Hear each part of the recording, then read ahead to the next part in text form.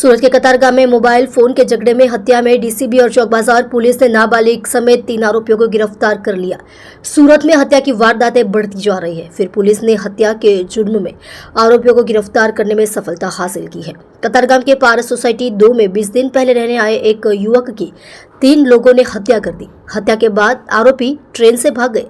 हत्या के आरोपियों को भरूच रेलवे स्टेशन से पकड़ा गया। क्राइम ब्रांच और चौक बाजार पुलिस की टीम ने रेलवे पुलिस की मदद से इन्हें भरूच रेलवे स्टेशन से पकड़ लिया। मृतक सुजल को कतारगांव पुलिस ने 8 अक्टूबर को मोबाइल स्नैचिंग के आरोप में गिरफ्तार किया था और कुछ दिन पहले जमानत पर रिहा किया गया था। 3 में से 2 आरोपी नाबालिग निकले। मृतक सुजल अशोक वाटुकिया 20 दिन पहले ही यहाँ किराए पर रहने आया था। हमलावर सीसीटीवी में कैद हो गया। सीसीटीवी के आधार पर 3 लोग हमला करते दिखे। हमलावरों को सीसीटीवी में उसके दोस्तों के साथ बहस करते और पहले उसे बाहर बुलाते हुए देखा गया था। आरोपी के ट्रेन में बैठकर भाग जाने की सूचना के बाद रेलवे पुलिस की मदद से भरूच रेलवे स्टेशन पर उसे पकड़ लिया गया। गिरफ्तार आरोपियों में आर्यन दर्जी के अलावा 2 नाबालिग भी शामिल हैं, जबकि आरोपी का आपराधिक इतिहास भी है। इस मोबाइल से सुजल को कॉल किया। जब इसे वापस करने में बहुत देर हो गई तो तीनों यहां पहुंचे और हत्या को अंजाम दिया गया था। आप देख रहे हो स्वतंत्र निर्भय न्यूज चैनल, एडिटर अभिषेक पांडे के साथ। तारीख 17/11/2024 રોજ ચોક બજાર પોલીસ સ્ટેશન વિસ્તારની અંદર એક મર્ડરનો ગુનો દાખલ થયેલો હતો, જેમાં માહિતી એ રીતના છે કે પોલીસને માહિતી મળેલ હતી કે બપોરે અંદાજિત 2:15ની આસપાસ ચોક બજાર વિસ્તારમાં આવેલી પારસ સોસાયટીની અંદર એક ડેડ બોડી મળેલ છે।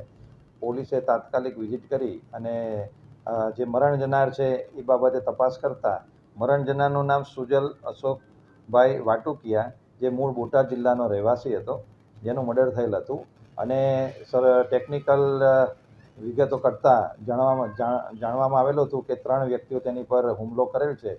તો આ અનુસંધાને પોલીસે ગુનાની ગંભીરતા લઈ તાત્કાલિક ટીમો બનાવેલી હતી।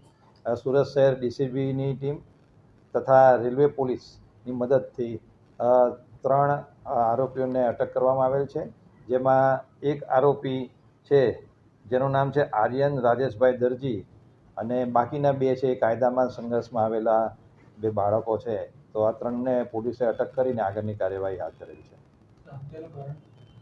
આની અંદર આ 3 જે આરોપી છે એ તથા જે મરણ જનાર છે 4 મિત્રો હતા અને બપોરે પણ એ લોકો ભેગા હતા ત્યારે આરોપીનો એક મોબાઈલ છે એ આ મરણ જનારના ઘરમાં રહી ગયેલો હતો અને એ મોબાઈલ લેવા માટે જ્યારે મરણ જનારને ફોન કરીને બોલાવવામાં આવતા એમાં વાર થઈ હતી। એ દરમિયાન આ આરોપીને મરણ જનાર વચ્ચે બોલાચાલી થઈ હતી, એમાં ઉશ્કેરાઈ જઈ અને આ 3 આરોપીઓએ મરણ જનાર ઉપર ગરદાપાટનો માર મારી એમાં જે આર્યન રાજેશભાઈ દરજી છે એણે ચપ્પા વડે હુમલો કરતા જે સુજલ છે એનું ઘટના સ્થળે જ મૃત્યુ થયેલો હતો।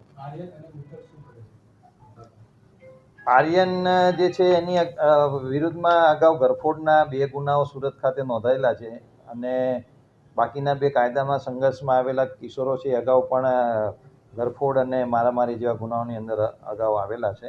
મરણ જનાર જે સુજલ વાટુકિયા છે એ પણ ગયા મહિને કતારગામ પોલીસ સ્ટેશનમાં ચેઇન સ્નેચિંગના ગુનાની અંદર એને પણ અટક કરેલો હતો।